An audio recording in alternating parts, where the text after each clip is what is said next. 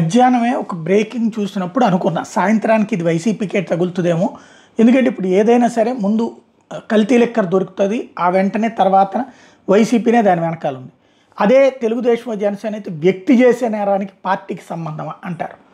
తేడా ఏంటంటే ఇదివరకు జనసేన అయినా ఆ బ్యాలెన్స్డ్ సిస్టంలో మెయింటైన్ చేసేది. ఇప్పుడు తెలుగుదేశం కంటే ఎక్కువగా రెచ్చిపోయి మరి మాట్లాడేటటువంటి స్టేజ్లోకి వస్తున్నారు. వాళ్ళని అలాగ సైకలాజికల్గా ప్రిపేర్ చేస్తున్నారు. వ్యక్తి చేసే నేరం ఇప్పుడు వాడెవడో రేప్ చేశాడు, ఇంకోడెవడో మర్డర్ చేశాడు, అది వ్యక్తి నేరం కింద చూస్తున్నామా అంటే లేదు, వీళ్ళు పార్టీల కింద చూస్తారు. అది వైసీపీ అయితే. అదే తెలుగుదేశం జనసేన అయితే కనుక వాడు చేసే నేరానికి పార్టీకి ఏంటి సంబంధం అంటారు. అదే పరిస్థితి ఇప్పుడు. అయితే మధ్యాహ్నం ఏంటంటే డ్రగ్స్తో బెంగళూరు నుంచి దురంతో ఎక్స్ప్రెస్ రైల్లో విశాఖపట్నానికి వస్తున్న చరణ్ అనే వ్యక్తిని eagle team city task force కలిసి పట్టుకున్నారు. వాడి దగ్గర నుంచి 36 LSD స్ట్రిప్స్ స్వాధీనం చేసుకున్నారు. వాడిని విచారిస్తే వీడి స్ట్రిప్స్ని వైఎస్ఆర్సీపీ స్టూడెంట్ వింగ్ అధ్యక్షుడు కొండారెడ్డి కోసం తీసుకొస్తున్నట్టు వెల్లడైంది. దాంతో ఇప్పుడు కొండారెడ్డిని కూడా అదుపులో తీసుకున్నారు. దీంతో డ్రగ్స్ వ్యవహారాలకు సంబంధించినటువంటి ఒక సరికొత్త సంచలనమైంది.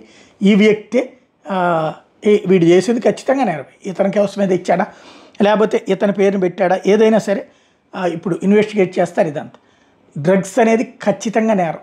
ఓ రకంగా చెప్పాలంటే డ్రగ్స్ని అలవాటు చేసే వాళ్ళని కాల్చి చంపినా తప్పులేదు.